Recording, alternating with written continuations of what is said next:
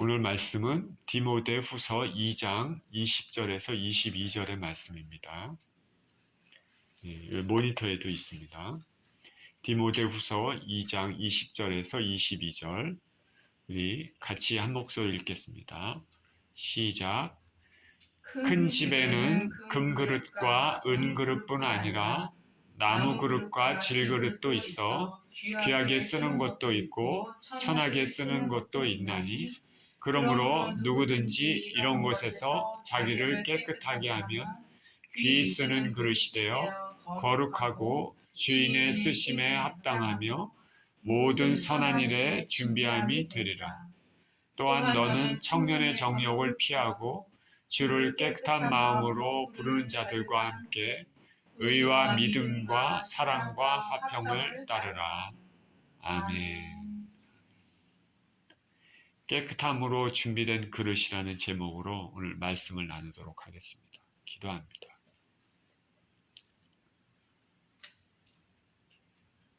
하나님 아버지, 감사합니다. 좋으신 주님, 주님의 생명의 말씀을 또 우리가 상고하는 시간을 갖습니다. 이 말씀을 통하여서 하나님의 마음을 깊이 느끼고 사랑을 느끼고 은혜를 받을 수 있는 귀한 시간 되도록 축복하여 주시옵소서. 감사드립니다. 우리 주 예수 그리스도 이름으로 기도합니다. 아멘.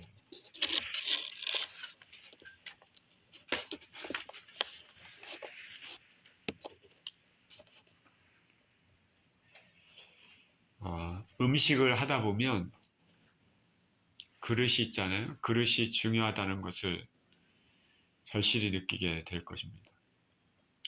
반가운 손님이 올 때나 함께하고 싶은 사람들과 또 좋은 시간을 가지기 위해서는 정성껏 음식을 만들 때가 있습니다. 보통 이렇게 정성껏 음식을 만들 때 아무 용기에나 그냥 담지 않고 집에서 좋은 용기 그리고 보기에 예쁜 용기들에 담아서 서빙을 합니다. 음식은 어떤 그릇에 담았느냐에 따라서 많이 달라 보이죠. 좋은 그릇에 음식을 담으면 정성이 있어 보입니다. 그리고 고급스럽게 보입니다. 그리고 입맛도 돌게 만듭니다. 그런데 요리를 할 때 꼭 필요한 것이 이런 좋은 예쁜 그릇이지만 그러나 그릇이 아무리 예쁘고 아무리 좋아도 그릇을 깨끗이 씻기 전에는 사용을 하기가 힘듭니다. 그릇이 깨끗하지 않으면 먹는 사람들이 즐겁게 먹을 수 없습니다. 레스토랑에서 아무리 맛있는 음식을 만들어도 그 레스토랑 내부가 깨끗하지 못하고 식기가 더러우면 누구도 거기서 식사를 하기가 꺼려질 것입니다. 그런 의미에서 깨끗하게 닦여진 그릇, 그런 그릇을 사용하는 것은 음식을 정성껏 만든 사람이 반드시 신경을 써야 될 일입니다. 오늘 본문은 사도 바울이 그의 말년이라 했습니다. 이제 곧 이 땅을 떠날 날이 얼마 남지 않은 것이죠. 그의 아들, 믿음의 아들 디모데에게 보낸 편지입니다. 곧 이 땅을 떠날 자신을 대신해서 디모데에게 그릇의 예를 들어서 하나님의 사랑, 하나님의 종의 자질을 가르쳐주고 있습니다. 주님의 종은 어떠한 성품을 가져야 될까? 어떠한 자세를 가져야 될까? 본문을 통해서 우리에게 주시는 메시지가 무엇인지 살펴보겠습니다. 20절입니다. 큰 집에는 금그릇과 은그릇뿐 아니라 나무그릇과 질그릇도 있어 귀하게 쓰는 것도 있고 천하게 쓰는 것도 있나니. 큰 집에는 그릇이 여러 개 있는데 귀하게 쓰는 것도 있고 천하게 쓰는 것도 있습니다. 부잣집에서는 금이나 음으로 만들어진 그릇이 있고 나무나 토기로 만들어진 그릇들도 있을 겁니다. 근데 금이나 은으로 만들어진 그릇은 귀한 목적으로 쓰이겠죠. 장식품이나 아니면 가족 식사용이나 아니면 귀한 손님 대접용으로 이런 그릇들이 사용될 것입니다. 반면에 나무 그릇이나 통이 그릇 이런 그릇들은 덜 귀한 곳에 쓰이게 되겠죠. 예를 들어서 쓰레기나 오물을 담을 때 쓰일 수 있을 것입니다. 오늘 바울이 말한 큰 집, 바울이 큰 집이라고 말했을 때 이것은 하나님의 나라 혹은 교회라고 생각하면 될 것입니다. 교회는 다양한 사람들이 모여서 구성원을 이룹니다. 구성원의 자격 조건은 오직 예수 그리스도를 믿는 사람들만 들어올 수 있다는 것입니다. 예수님은 남녀노소, 빈부귀천에 상관없이 누구나 다 예수님을 믿을 수 있습니다. 성경은 하나님은 모든 사람이 구원을 얻기를 원하신다 말하고 있습니다. 하나님은 모든 사람이 구원을 얻기를 원하신다.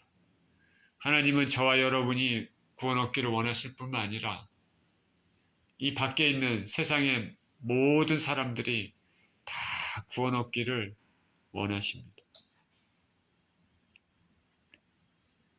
하나님은 차별하지 않으시니까 교회에는 다양한 사람들이 있습니다.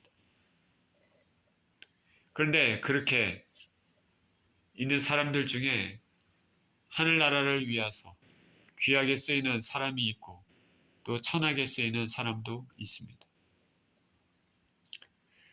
하늘나라를 위해서 귀하게 쓰이는 사람은 참 고귀합니다. 주인의 쓰기에 합당한 사람입니다. 하나님의 마음을 헤아릴 줄 아는 사람입니다. 저나 여러분이나 이런 그릇, 이런 사람이 되어야 되겠습니다. 반대로 천이 쓰는 그릇도 있다 말합니다. 천이 쓰는 그릇. 이것도 하늘나라를 위해서 쓰이기는 합니다. 그런데 천이 쓰는 그릇이다.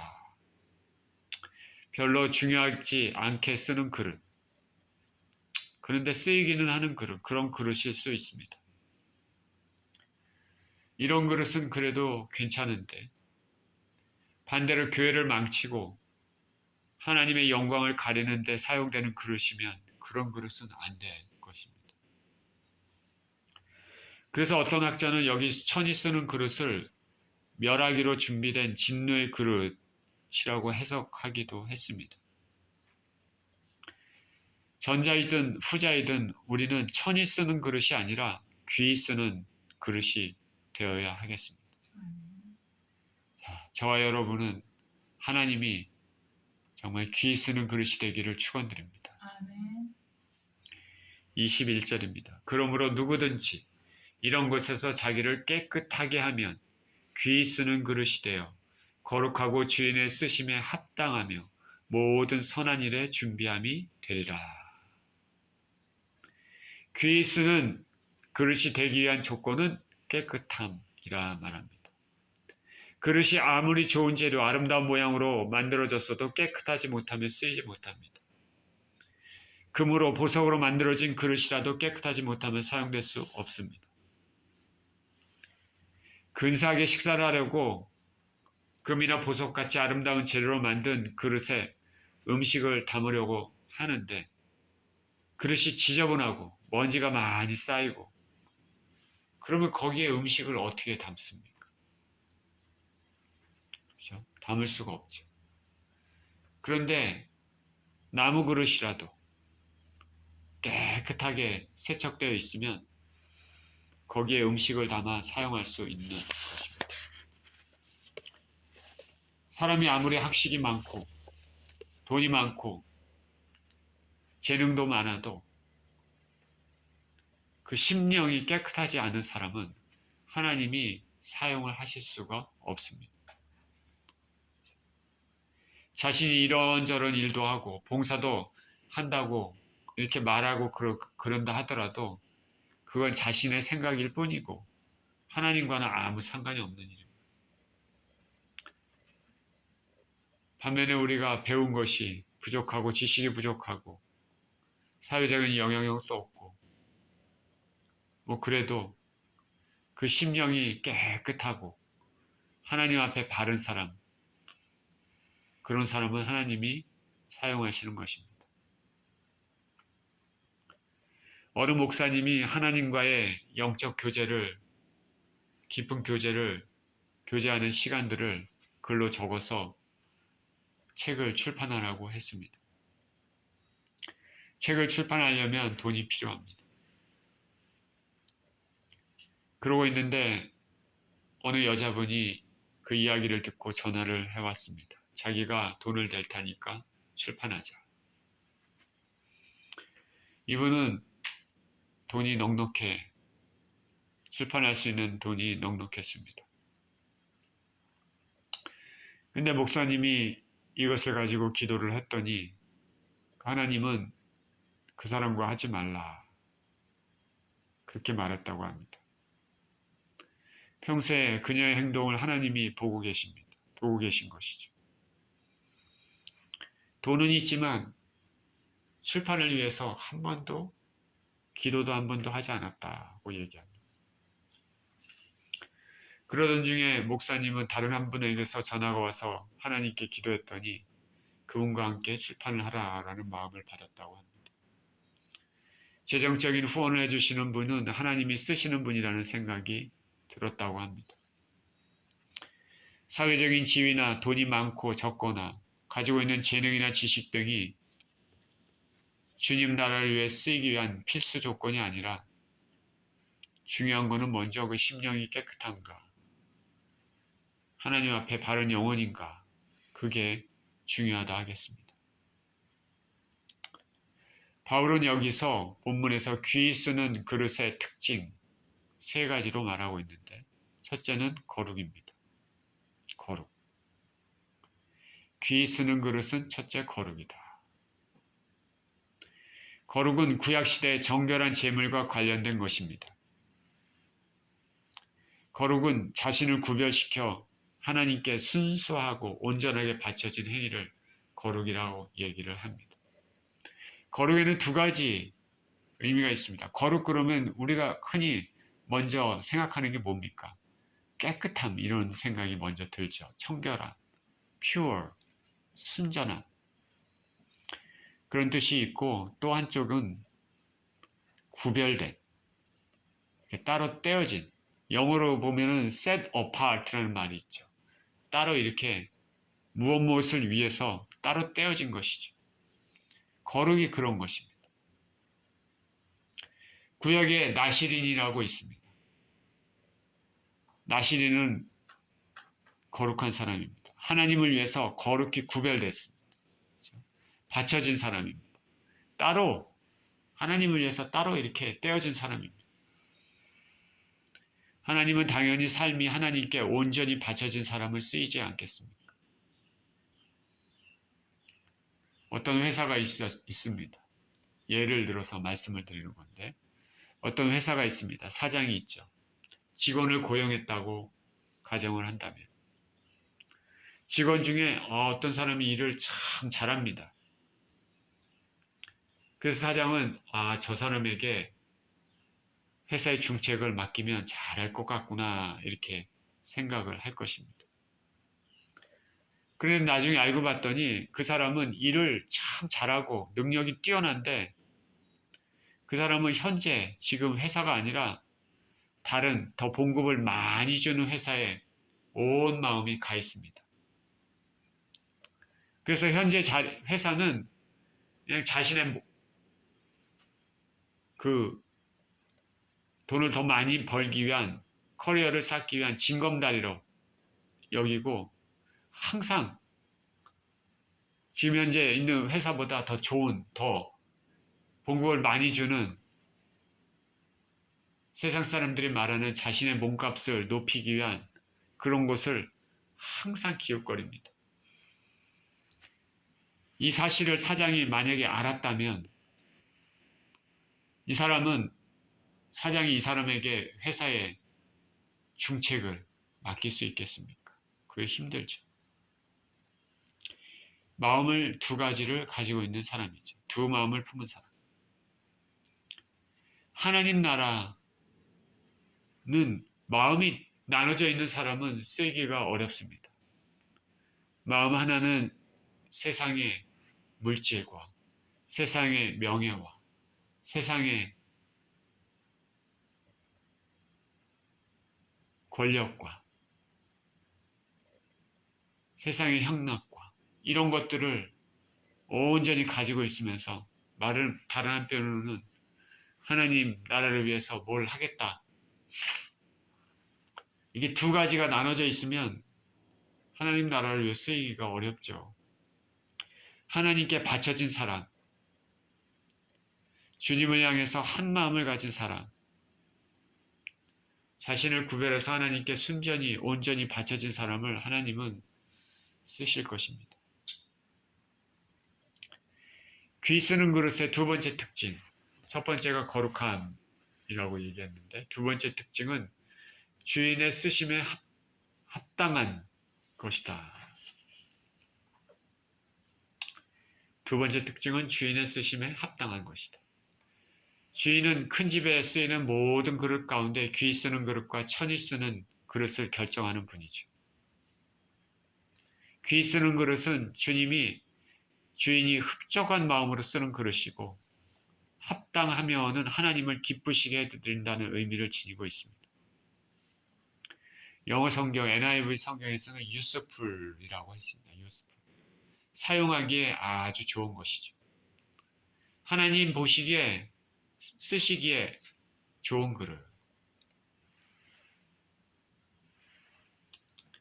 하나님 뭐 시킬 때마다 생각 좀 해보고요. 지금 나는 일이 굉장히 바쁩니다. 이것만 끝나고 뭘 하겠습니다. 만약 이런 것들이 자꾸 반복된다면 하나님은 한숨을 쉬실 것입니다. 답답하게 여기시겠죠. 저와 여러분들을 하나님이 보실 때 쓰시기에 좋은 그릇인지 생각해 보게 됩니다.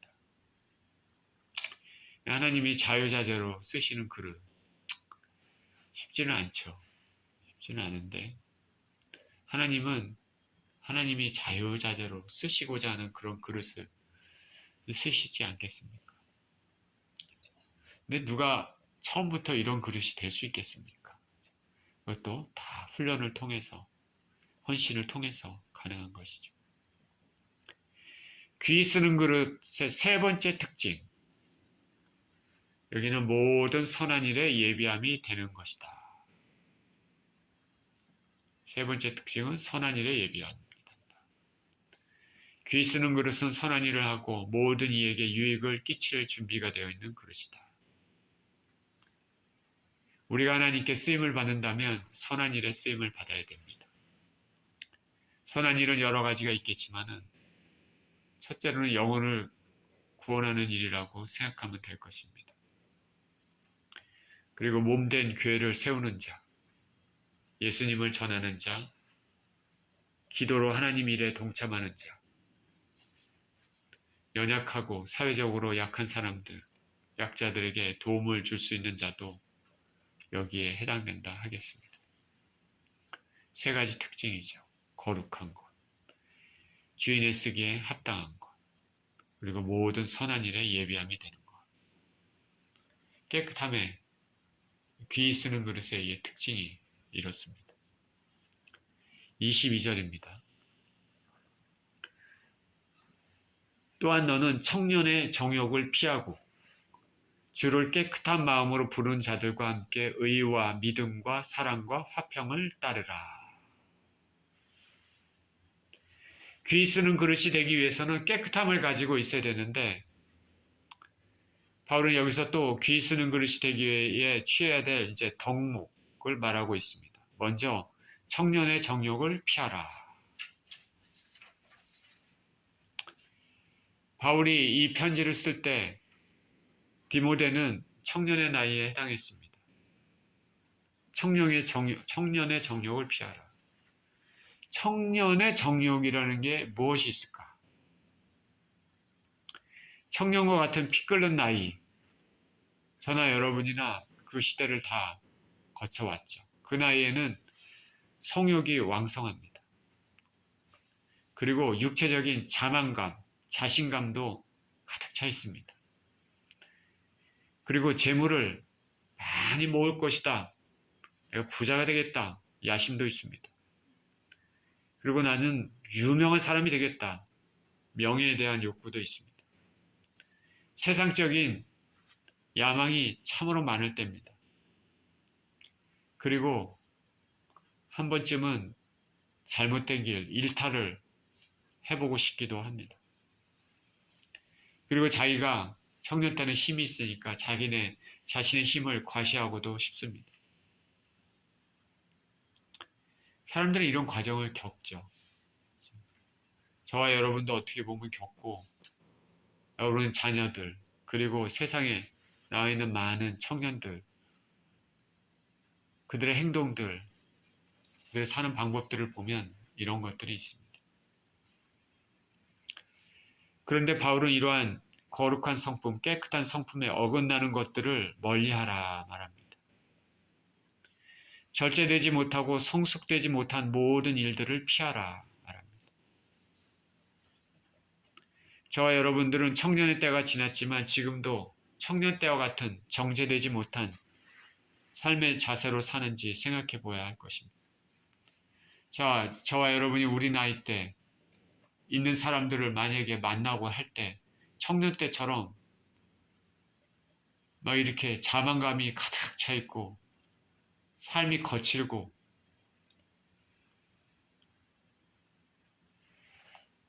그 안에 탐욕이 가득 차 있고 뭐 이런 사람들 보면은 이상하다라는 느낌이 들지 않겠습니까?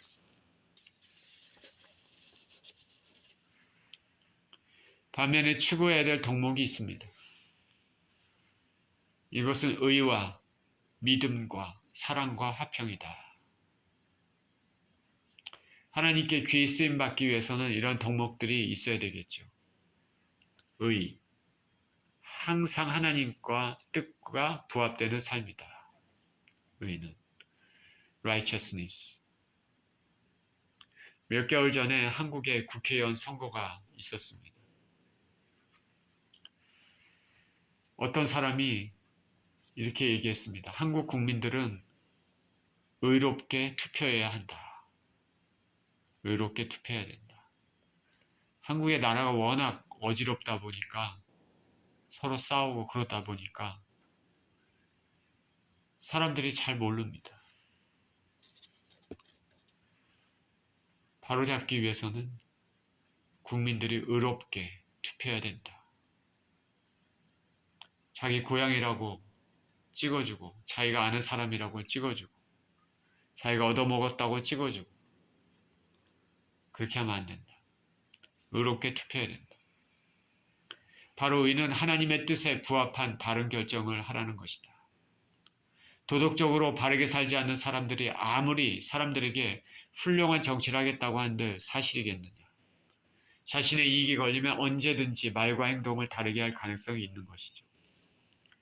저와 여러분들이 하나님 백성이고 주님 앞에 쓰임받는 그릇이 되길 원한다면 당연히 우리 삶의 모든 일을 의롭게 행하는 습성을 가져야 됩니다. 하나님이 이런 일에 대해서는 어떻게 생각하실까? 예수님은 어떤 선택을 하실까?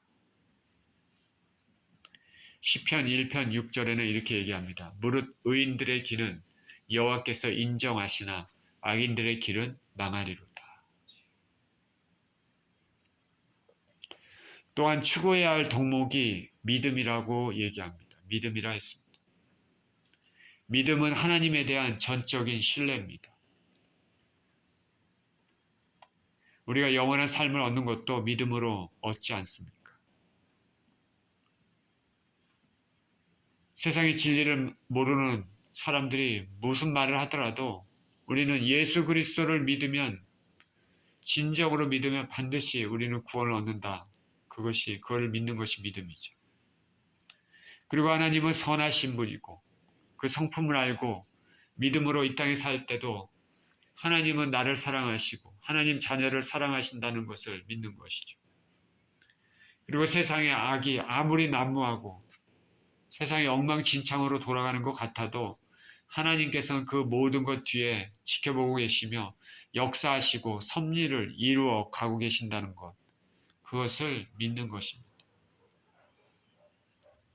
믿는 것이죠. 깨끗한 사람, 쓰임받는 사람들은 이런 덕목이 있어야 됩니다. 의롭게 살아야 되고 믿음으로 살아야 된다.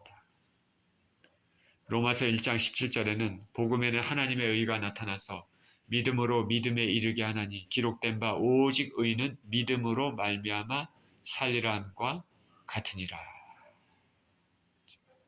오직 의는 믿음으로 말미암아 살리라 함과 같으니라. 우리 신약시대를 사는 사람들은 예수 그리스도를 믿는 믿음으로 사는 것이죠. 구약시대 사람들은 어떻게 구원 얻었냐? 마찬가지로 믿음으로 구원을 얻은 것입니다. 믿음. 하나님을 믿은. 아브라함이 하나님을 믿음에 그 믿음을 의로 여기셨느니라.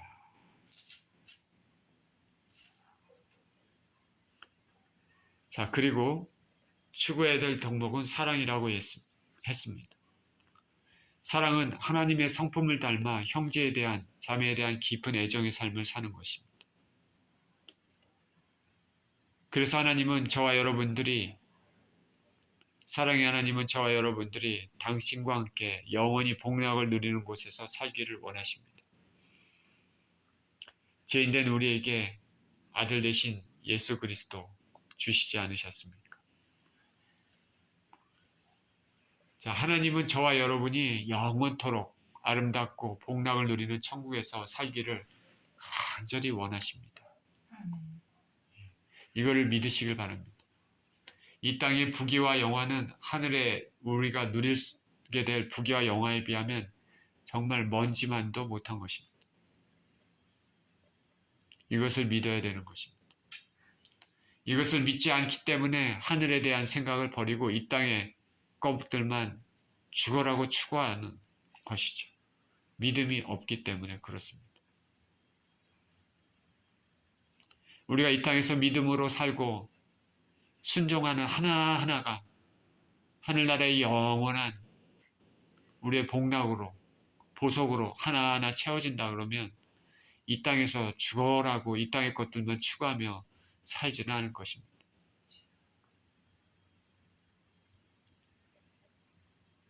하나님 백성들은 서로 사랑하는 삶을 살아야 합니다.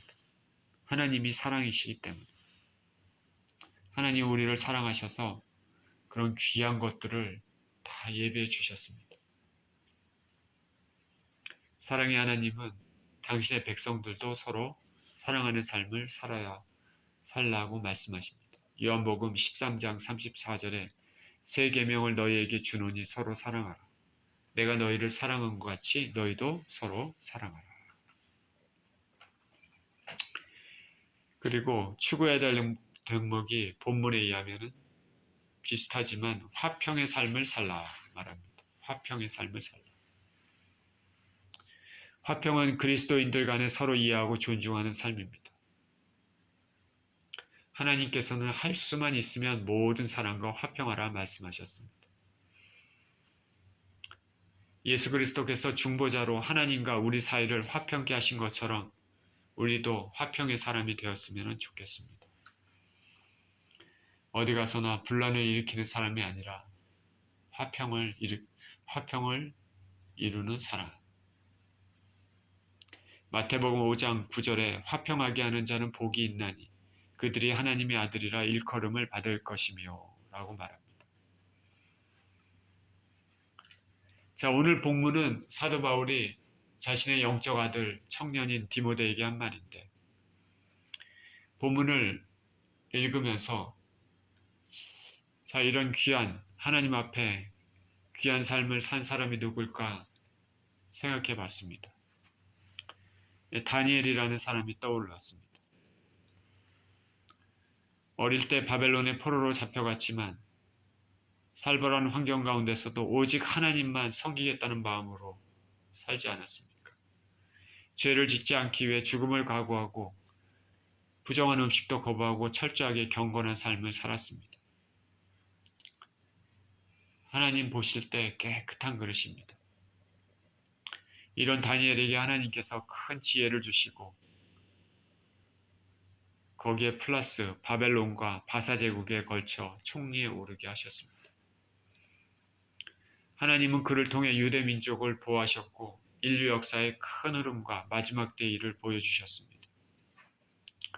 다니엘은 주인의 쓰기에 합당한 그릇이었습니다. 저는 천국에 가면 다니엘이라는 사람을 만나보고 싶고 대화도 하고 싶습니다. 얼마나 지혜로운 사람일까. 천국에 가면 만나보고 싶은 사람이 많죠. 하나님을 만나고 사랑하는 가족을 만나고 그리고 믿음의 사람들 한번 좀 만나보고 싶습니다. 또 기독교 역사에서 주님이 귀하게 쓰셨던 그릇 중에 무디 목사님이라는 분이 있죠. 이분은 19세기에 산 인물임에도 거의 2억 명에 가까운 사람들에게 복음을 전했다고 전해집니다. 대부분의 하나님의 사람들이 극적인 어떤 섭리 가운데 변화돼서 아름다운 그릇으로 그렇게 사용되는 것 같이 이분도 그랬습니다. 무디는 매사추세츠주의 가난한 집에서 1837년 태어났습니다. 1837년이죠. 200년 전 되나요? 200년 전. 그의 아버지는 병으로 4살 때 세상을 떠났는데 엄마와 7남매가 어렸을 때부터 가난에 시달렸습니다. 그러니까 교육도 받지 못하고 생계를 돕기 위해 농사일을 했습니다. 청년 때는 신문 배달도 했지만은 실수로 해고당했습니다. 그러다가 생계를 위해서 보스턴에 있는 삼촌의 구두가게로 가서 일하게 됐습니다. 그런데 삼촌은 너에게 일자리를 주는 대신에 조건이 하나 있다. 조건이 뭐냐? 교회에 출석하라. 일자리도 주고 영생의 길도 보여주는 이런 삼촌이 있습니다. 그렇죠? 삼촌은 한 사람의 영혼을 참 귀하게 인도하는 분이죠. 인도했던 분이죠. 그 한 사람의 영혼이 정말 많은 사람을 옳은 대로 돌아오게 한 그 인물이 되었습니다. 자, 너 여기서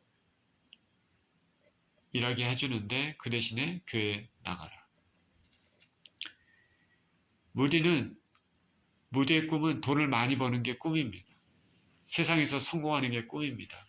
그렇기 때문에 그렇게 하겠다고 했습니다. 물론 신앙에 대해서는 별 관심이 없지만 일을 하기 위해서 그렇게 하겠다. 일을 하려면 교회 다녀야 했기 때문에 주일 때가 되면 꾸준히 교회에 출석을 했습니다. 출석을 했는데 말씀이 귀에 들어오지 않았습니다. 그의 생각은 돈을 많이 버는 것, 성공하겠다. 그 생각뿐이었죠. 자, 무디는 가난하게 살았기 때문에, 자랐기 때문에 그런 생각을 가지고 있는 것이 어떻게 보면 당연합니다. 그렇죠? 그런데 이런 모습을 그 교회의 주일학교 교사인 에드워드 킴볼이라는 사람이 보고 걱정이 들었습니다. 고민하다가 어떻게 하다가 하루를 큰 마음 먹고 그가 일하는 구두방으로 찾아갔습니다. 그리고 무디에게 얘기했습니다. 자네는 그리스도를 영접한 체험이 있나요? 그랬더니 글쎄요, 저는 엄마를 따라 교회 다녔고 지금도 교회 다니고 예수님을 믿고 있다고 저는 생각합니다. 네, 킴볼이 얘기합니다. 근데 나의 말은 자네가 개인적으로 죄사함 받고 거듭난 적이 있는가? 그거를 묻고 있다. 내가 자네 영혼을 두고 기도를 많이 했다. 오늘 복음을 받아들이지 않겠는가? 대화가 진지해졌습니다. 그런 가운데 성령님께서 그의 마음을 만지시고 배운 것은 없지만 이 무디는 배운 것은 없지만 솔직하고 깨끗한 심령을 가진 사람이었습니다. 그래서 이 순간에 자신의 죄된 모습을 발견하게 되고 동시에 예수 그리스도를 구세주로 받아들였습니다. 훗날 이렇게 이 순간을 얘기했다고 합니다. 그리스도의 은혜로 죄 사함 받는 날 아침 밖으로 나가 만물을 보았습니다. 태양이 그토록 사랑스럽게 보인 적은 없었습니다. 지저귀는 새소리도 내 마음을 감동시켰습니다. 모든 것이 달라진 것입니다. 이 말을 읽을 때마다 저도 이렇게 제가 청년 때 같이 신앙생활했던 사람의 얘기를 들은 적이 있어요. 하나님의 진짜 은혜를 받은 사람들은 이 사물이 달라 보인다고. 아, 나무를 봤더니 나무가 막 움직이면서 할렐루야 할렐루야. 그 이상하죠. 그런 걸 봤다고.